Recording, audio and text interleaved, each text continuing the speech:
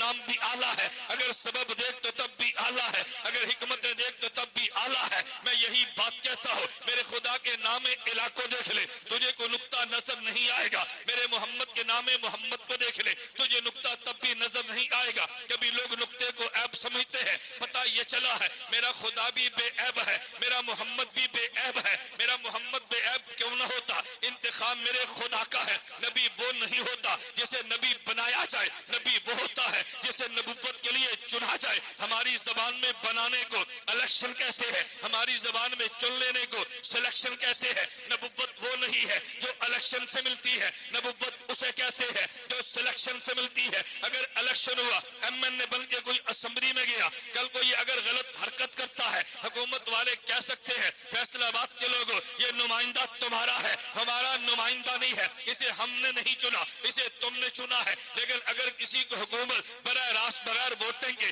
اگر M N اے بنا لیتی ہے، وہ غلط حرکت کرتی ہے، پھر حکومت یہ نہیں کہتی انتخاب تمہارا ہے، حکومت کے لوگ کہتے ہیں اس کو ہم نے نہیں چنا، اس کو تم نے بنایا ہے۔ خدا نبوت کے سلیکشن سے کرتے ہیں، اللہ الیکشن سے کسی کو نبی نہیں بناتے۔ میں بات کہہ رہا تھا محمد اسے کہتے ہیں جو انتخاب خدا بندی ہوتا ہے۔ میری بات توجہ سے سمجھنا، یعنی یہ بات کیوں ہے؟ ایک شخص مجھے کہنے لگا نبی کے نام پہ تم بڑے جذباتی ہوتے ہو۔ میں نے کہا تیرا کیا خیال ہے ہمیں کیا ہونا چاہیے؟ کہا جی اگر کوئی پیغمبر کو گالی دے تمہارا ایمان کھول اٹھتا ہے، تم کہتے انہیں مار دینا چاہیے۔ میں نے کہا ہاں میں بالکل کہتا ہوں، اگر پیغمبر کے خلاف بکتا ہے اس کا علاج یہ ہے اس کی زبان کو کاٹ دیا جائے، نبی کے خلاف لکھتا ہے اس کا علاج یہ ہے اس کے ہاتھ کو کاٹ دیا جائے، پیغمبر کے خلاف چلتا ہے اس کا علاج یہ ہے اس کے پاؤں کو کاٹ دیا جائے۔ ہم تو یہ بات بڑے فخر سے کہتے ہیں اور ایمان سمجھ کر کہتے ہیں کہ تم بھی عجیب لوگ ہو، نبی کو گالیاں ملی ہے، نبی تو جذبات میں نہیں آئے،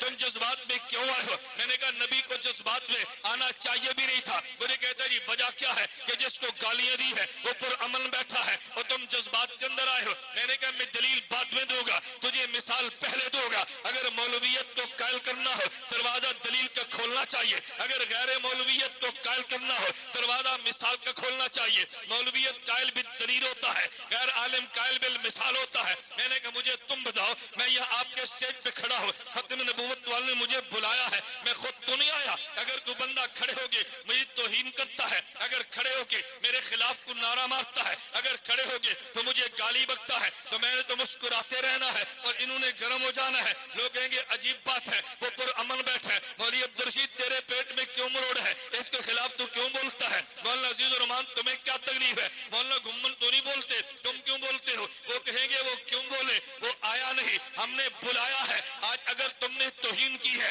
توہین اس کی نہیں ہے، تم نے توہین ہماری کی ہے۔ حضور نے نبوت کے اعلان کیا نہیں ہے، خدا نے اعلان کروایا ہے۔ نبی نے سر پہ تاج نبوت پہنا نہیں ہے، خدا نے تاج نبوت پہنایا ہے۔ اگر نبوت کے اعلان خود کرتے، کوئی بندہ اعتراض کرتا، دفاع محمد کے ذمے تھا، خود نہیں سجایا، خدا نے تاج نبوت سجایا ہے۔ جب نبی کو گالی دی ہے ابو لہب نے دی ہے، خدا نے کہا تبت یدا ابی لہب وتب، بے ایمان بکتا ہے اس نے اعلان نبوت کیا نہیں ہے، میں نے کروایا ہے۔ اعتراض مصطفیٰ پہ نہیں ہے، اعتراض مجھ پہ ہے۔ نبی الیکشن سے نہیں، یہ نبی سلیکشن سے بنا ہے۔ اگر اعلان نبوت خود کیا جائے جواب نبی کے ذمے ہے، جب اعلان خود نے کیا نبی کے ذمے جواب ہے ہی نہیں۔ میں نے کہا حضور نے اعلان نبوت کیا نہیں، خدا نے کروایا ہے اور ہمیں کلمہ جبرن نہیں پڑھایا گیا، ہم نے خوشی سے پڑھا ہے۔ اگر کلمہ پڑھا ہے تو پیغمبر کا دفاع ہمارے ذمے ہے، خدا نے نبوت دی ہے تو